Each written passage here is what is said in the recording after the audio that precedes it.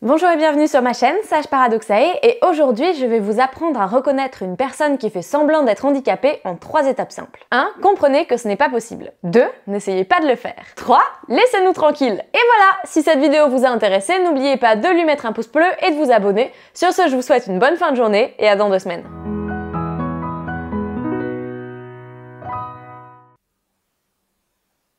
Oui bah ça va, c'est bon, je vais faire une vraie vidéo. Générique.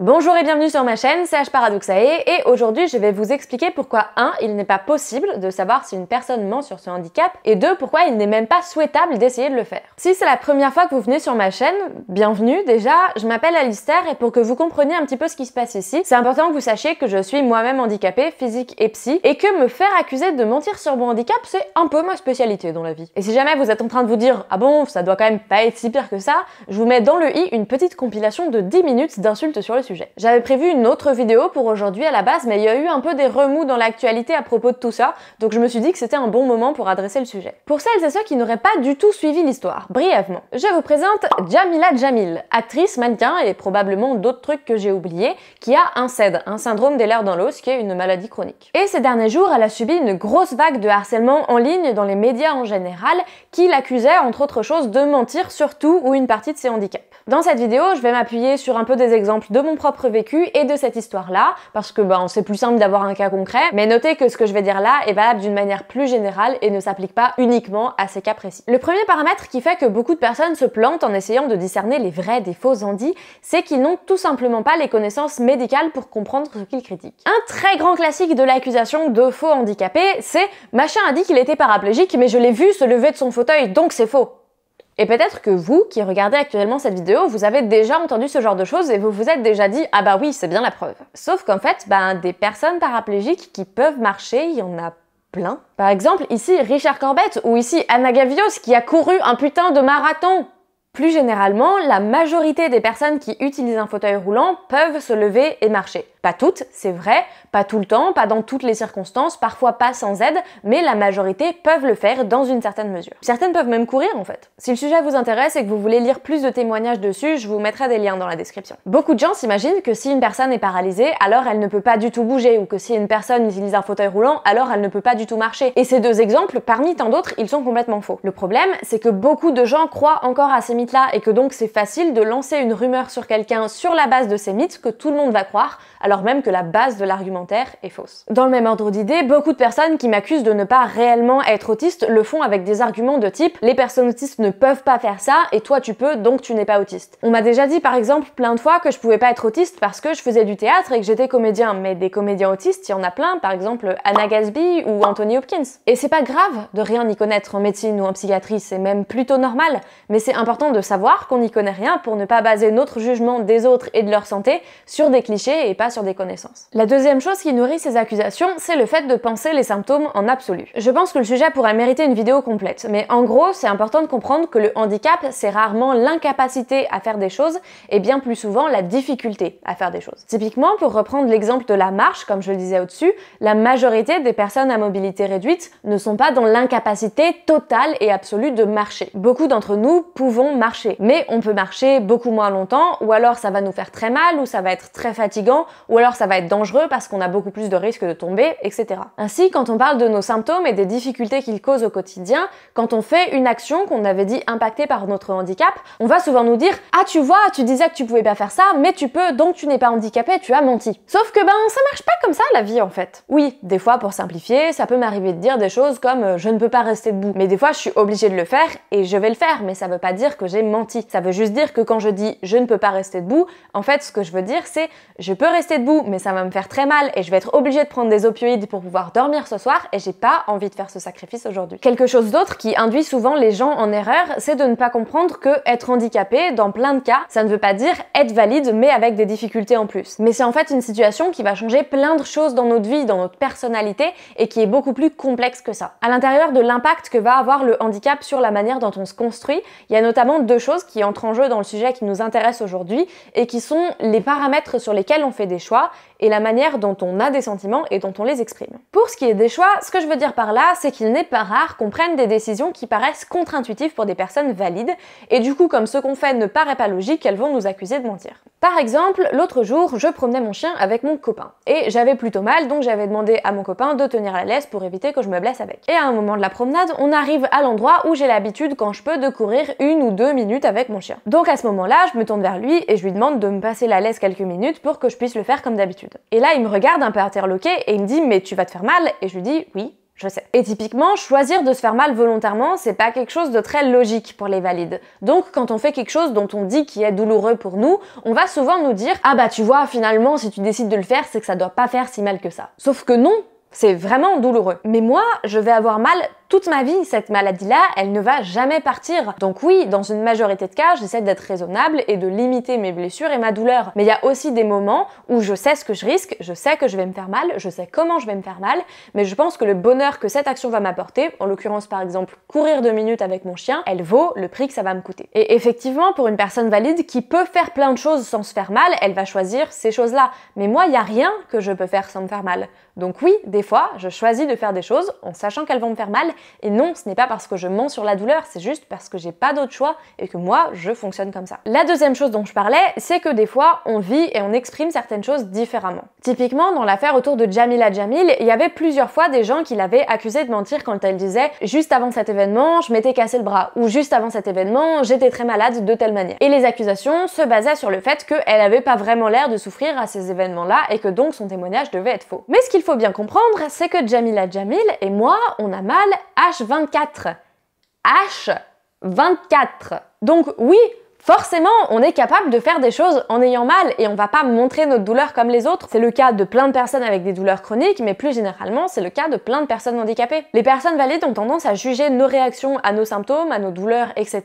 en les comparant à comment elles réagiraient aux mêmes symptômes. Sauf que nous, c'est des symptômes auxquels on est habitué, donc forcément, notre réaction est différente. Oui, certains d'entre nous ont la capacité de faire des interviews souriantes tout en ayant une fracture non traitée. Oui, certains d'entre nous peuvent tenir une conversation tout en ayant des hallucinations. Oui, certains d'entre nous peuvent parler d'événements extrêmement violents sur un ton banal. Et non, ce n'est pas parce qu'on ment sur l'intensité de ces symptômes ou sur la gravité de ces événements, mais juste parce qu'on est handicapé ou malade depuis des années, qu'on le sera pour le restant de nos jours, et qu'à un moment, oui, on a plus ou moins appris à vivre avec. Un autre paramètre qui fait que les gens pensent que l'on ment, c'est qu'ils mésestiment la connaissance qu'ils ont de nos vies. Personnellement, ça m'est devenu particulièrement apparent quand j'ai commencé à être victime de ce genre de comportement, parce que évidemment, je connais relativement bien ma propre vie, et que du coup, je vois vachement l'écart entre ce que les gens en disent et ce que je vis vraiment. Et c'est tout particulièrement vrai pour les personnalités publiques parce que les gens ont l'impression d'avoir beaucoup d'informations du fait de ce qui est dans la presse et de ce qu'on dit sur nos réseaux sociaux par exemple et ne se rendent pas compte que cette information est complètement partielle. Moi, ça m'arrive encore très régulièrement d'avoir des gens qui commentent sous mes vidéos ou qui m'envoient des messages même pour me dire « ah non, t'es pas vraiment autiste parce que tu n'as pas tel symptôme » alors que c'est des symptômes que j'ai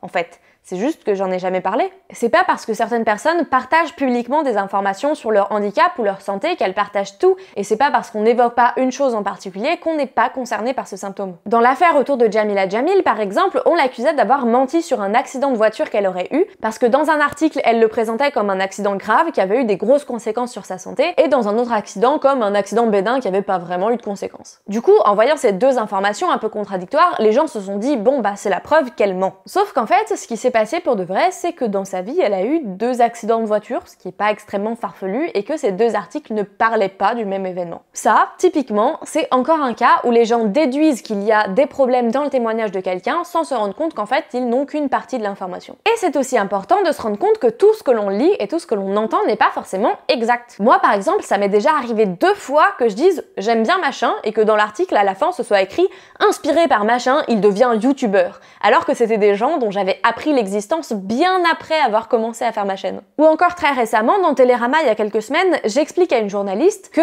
je suis autiste et que j'ai des douleurs chroniques, mais que mes douleurs chroniques sont causées par une autre maladie, pas l'autisme. Je fais bien attention à préciser ça parce que je sais que les gens sont parfois confus. Et la semaine d'après, dans l'article, Alistair a des douleurs chroniques parce qu'il est autiste. Déjà, ce genre de choses, c'est grave parce que ça fait de la désinformation, mais en plus, derrière, nous, on se retrouve avec des gens qui viennent nous demander des comptes et nous dire « oui, t'as dit ça dans telle vidéo et dans tel article, il y a écrit ça sur toi, c'est pas pas cohérent. Ben oui, mais c'est pas parce que j'ai menti, c'est parce que les journalistes ne savent pas faire leur travail en fait. Et enfin, mais c'est lié à tout ce que je viens de dire au-dessus, il y a le fait que les gens s'imaginent pouvoir jauger correctement la crédibilité d'une situation. Je vais nommer ça l'argument du « ça fait beaucoup là, non ?» Par exemple, on a dit à propos de Jamila Jamil « Ah oui, elle a une maladie génétique qui cause des douleurs chroniques et elle est sourde et elle a des allergies graves. » Ça fait beaucoup là, non ? Ou à moi, on me dit souvent « Ah oui, t'es un trans autiste alcoolique gay avec l'endométriose et qui a en plus un stress post-traumatique, des troubles de l'attention et une maladie chronique génétique. » Ça fait beaucoup là, non ? Non, ça fait pas beaucoup. La maladie génétique que Jamila a comme comorbidité très courante la surdité et des allergies. Du coup, c'est logique qu'elle ait les trois. C'est pas du tout improbable, au contraire. De la même manière, moi, la maladie génétique que j'ai, c'est une maladie qui est liée au collagène. Or, 30% des personnes autistes ont une maladie liée au collagène. Et ces maladies-là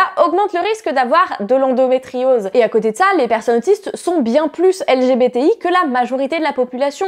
Et du côté des mecs trans, on retrouve un mec trans sur 4 qui est alcoolique. C'est énorme. Ma situation, ou celle de Jamila, non seulement elles sont vraies, mais en plus, non, elles ne sont pas improbables, au contraire, elles sont statistiquement plutôt logiques et courantes. Le problème, c'est qu'on s'imagine d'un côté que être handicapé c'est rare, alors que c'est pas vrai, on s'imagine que des maladies précises sont rares, alors que c'est pas vrai, et on s'imagine aussi qu'avoir plusieurs handicaps ou plusieurs maladies en même temps, c'est quelque chose d'improbable, alors qu'au contraire, avoir une maladie ou un handicap augmente tes chances d'en avoir d'autres, et c'est plutôt logique, plus t'as des problèmes de santé, plus t'es fragile, plus tu risques d'avoir des problèmes de santé. Mais quand bien même nos situations seraient effectivement statistiquement improbables, des choses improbables et qui pour autant sont vraies, il y en a, ce n'est pas un argument pour accuser quelqu'un de mentir. Tous ces paramètres-là, ils font qu'il est globalement impossible de dire avec certitude qu'une personne ment sur son handicap ou ses problèmes de santé. Mais en dehors du fait que c'est pas possible, c'est également dangereux. Alors évidemment, c'est dangereux parce qu'on se fait harceler, ce qui est déjà pas rien, mais en dehors de ça, toutes ces campagnes, toutes ces recherches, toutes ces accusations, elles nourrissent le mythe que les gens qui font semblant d'être handicapés, c'est un problème de société. Et c'est faux en fait. Déjà, juste, pourquoi mentir sur le fait qu'on est handicapé ? À quoi ça sert? Pourquoi on ferait ça? Pour avoir des aides financières? Personnellement, moi je pense que si on est prêt à faire des dizaines de pages de paperasse à renouveler tous les 2 ans et à attendre pendant des mois qu'on nous accorde peut-être de vivre en dessous du seuil de pauvreté avec interdiction de vivre en couple, c'est qu'on a vraiment besoin d'argent et qu'on a vraiment des difficultés à travailler, donc je pense que cet argent, on doit nous le donner et qu'on est effectivement probablement handicapé. Est-ce qu'on ferait semblant d'être handicapé parce qu'on a la flemme et que c'est reposant? Encore raté, être handicapé, c'est pas reposant, je vous promets. Par exemple, on accuse souvent les gens qui marchent avec des béquilles ou avec une canne de faire ça juste pour qu'on leur laisse des places assises dans les transports. Mais encore une fois, si vous êtes prêt à utiliser des béquilles ou des cannes qui ne sont pas particulièrement confortables et qui peuvent faire mal aux poignets, mal aux épaules, qui avec l'usage, comme c'est déséquilibré, comme tu boites, peuvent causer des problèmes de colonne vertébrale, etc. Si tu es prêt à prendre tout ce fardeau sur toi juste pour pouvoir t'asseoir dans le métro, c'est probablement que tu as vraiment besoin de t'asseoir dans le métro et donc qu'on doit te laisser t'asseoir dans le métro et que tu es vraiment handicapé. Et pareil pour les fauteuils roulants, j'ai déjà entendu dire oui mais il y a des gens qui utilisent des fauteuils roulants alors qu'ils en ont pas besoin. Mais pourquoi on ferait ça? Se déplacer en fauteuil roulant, en dehors du fait que ça implique de payer des milliers d'euros pour avoir un fauteuil roulant, ce qui en général n'est pas un truc que tu fais juste pour t'asseoir dans la rue, c'est aussi décider de déplacer plus que son propre corps parce que tu déplaces aussi le poids du fauteuil avec tes bras plutôt que tes jambes alors que c'est des membres qui en général sont moins musclés et dans un milieu qui est moins accessible au fauteuil roulant que à la marche. Donc quand on n'a pas de difficulté à marcher, se déplacer en fauteuil roulant, c'est beaucoup plus fatigant et c'est beaucoup plus compliqué. Donc non, il n'y a aucune bonne raison d'utiliser un fauteuil roulant quand on n'en a pas besoin parce que ça n'aide pas si on n'en a pas besoin. Si quelqu'un utilise un fauteuil roulant et que ça l'aide, c'est qu'il en a besoin, c'est qu'il est handicapé, c'est tout. Je mettrai des articles dans la description sur tout ça, mais le fait de croire qu'il y a des privilèges à être handicapé, c'est un mythe et qui nous est dommageable. Et quand on dit qu'il y a des gens qui font semblant d'être handicapés, ça sous-entend qu'il y a des avantages inhérents au fait d'être handicapé et ça nourrit ce mythe. Or, vous vous doutez bien que quand on est handicapé, vivre dans un monde où il y a des mythes comme il y a des privilèges à être handicapé et du coup plein de gens font semblant de l'être, ça a des conséquences plutôt néfastes sur notre quotidien. En dehors de tout le harcèlement, notamment en ligne, mais pas que, ce qui encore une fois n'est pas anodin, il y a aussi le fait que du coup tous les aménagements, toutes les aides, tous les outils dont nous avons besoin pour vivre dignement au quotidien sont beaucoup plus difficiles d'accès. Parce que c'est sur la base de ces croyances-là que les institutions, les entreprises, le personnel médical, etc. nous mettent volontairement des bâtons dans les roues pour nous empêcher d'accéder à nos droits, sous prétexte de filtrer les faux handicapés. Or, des personnes handicapées qui ont besoin de ces aides-là et de ces droits-là, mais qui ne peuvent pas les avoir parce qu'elles ne peuvent pas passer les barrières qu'on a mis pour filtrer les faux des vrais handicapés, j'en rencontre tous les jours. Des gens qui vivent avec 300 balles par mois parce qu'ils ne peuvent pas travailler plus, mais qu'en même temps, ils n'ont pas la capacité de remplir les dizaines et les dizaines de pages qu'il faut pour demander une allocation adulte handicapé. J'en connais plein. Et ces situations-là, elles sont directement causées par le fait que si on donnait les aides trop facilement, entre guillemets, on aurait des hordes de faux handicapés dans nos rues et dans nos CAF. Et c'est pas vrai! C'est juste qu'on est nombreux et on a besoin d'aide et on a le droit d'accéder à ces aides-là sans être constamment fliqués sur le moindre détail de nos vies et sur le moindre de nos paroles. Tout ceci étant dit, oui, il peut arriver de manière très anecdotique que des personnes fassent semblant d'être handicapées. Mais ce n'est absolument pas d'une part aussi courant que ce qu'on essaye de vous faire croire, et surtout, ce n'est pas aussi grave. Parce que la vérité, c'est qu'en général, on s'en fout. Imaginons qu'une personne fasse semblant d'être handicapée. Quel est le problème? Qu'est-ce que ça cause de grave? Parce que moi, personnellement, j'en ai rien à foutre. L'argument qu'on entend souvent, c'est irrespectueux pour les vrais handicapés. Mais personnellement, j'ai 1000 fois moins de problèmes au quotidien avec des gens qui font semblant d'être handicapés qu'avec les gens qui essayent de savoir si je suis vraiment handicapée. La vérité, c'est que ce qui nous gêne vraiment et ce qui nous est vraiment dommageable au quotidien, c'est les filtres pour essayer de virer les personnes qui font semblant d'être handicapées, pas les personnes qui feraient semblant d'être handicapées. Donc pour moi, ce qui est irrespectueux envers les vraies personnes handicapées, c'est d'essayer de vérifier qu'elles sont vraiment handicapées. Ça, c'est un problème, oui. Moi, je préfère largement qu'on laisse 2-3 personnes par-ci par-là faire semblant d'être handicapées, plutôt que de risquer d'harceler des personnes réellement handicapées et de réduire leur accès aux soins par suspicion. Si vous voulez sincèrement le bien des personnes handicapées, je vous jure que ne pas essayer de savoir si on est vraiment ou pas handicapé, c'est la bonne solution. Avant de vous laisser, je voudrais revenir sur 2 choses qu'on nous dit souvent quand on pense qu'on fait semblant d'être handicapé, qui sont « tu as un syndrome de Munchausen ». Le syndrome de Munchausen, qu'on appelle aussi trouble factice, et c'est le terme que je vais utiliser ici parce que de ce que j'ai lu des patients concernés, c'est plus respectueux, c'est une maladie dans laquelle la personne ressent le besoin de faire semblant qu'elle est malade, notamment pour qu'on s'occupe d'elle, et qui parfois va provoquer volontairement des symptômes pour nourrir son propos. Du coup, vous imaginez bien comment dans une situation où on juge les symptômes de quelqu'un pas très crédible, on va aller lui dire « je ne te crois pas, je pense que tu as plutôt un syndrome de Munchausen ». Et il y a plusieurs problèmes avec ça. Le premier problème, c'est que bien souvent, le trouble factice, c'est beaucoup plus rare que les handicaps qu'on accuse d'être simulés. Typiquement, comme je le disais, ma situation ou celle de Jamila Jamil, ce ne sont pas des choses qui sont rares du tout. Des gens qui ont les mêmes problèmes de santé, j'en connais plein. Du coup, face à ça, l'argument de « ce que tu me dis me paraît improbable, donc je pense plutôt que tu as un trouble factice », alors que le trouble en question est plus rare que la chose qu'on accuse de mentir, ça n'a pas de sens en fait. Et le deuxième problème, c'est qu'avoir un trouble factice, c'est avoir un trouble, comme son nom l'indique. C'est pas mentir et se faire de l'argent sur le dos des vrais handicapés, c'est être réellement malade, être réellement handicapé, juste pas de la manière dont on le dit. En admettant que certaines personnes à qui on dit « non, tu mens, tu n'as pas ce handicap, tu as un syndrome de Munchausen et effectivement un trouble factice », ça reste une réaction de merde. Les personnes avec un trouble factice n'ont pas besoin qu'on les harcèle et qu'on les accuse d'être des menteuses, profiteuses et manipulatrices, elles ont besoin qu'on les soigne et qu'on les écoute. Je le dis et je le redirai autant de fois qu'il le faudra, en tant que personne handicapée et malade chronique, je considère les personnes qui ont un trouble factice comme mes pairs et comme mes camarades et certainement pas comme mes ennemis. Tout ceci fait donc que oui, dans tous les cas, accuser une personne de mentir sur ses handicaps, c'est un comportement qui est délétère et qui est à bannir. Et oui, même si vous n'aimez pas les gens en question. Parce que j'ai souvent vu ce genre de comportement de la part de personnes qui avaient des différends politiques avec les personnes qu'elles accusaient et qui parfois avaient des critiques à leur faire qui par ailleurs étaient tout à fait valables,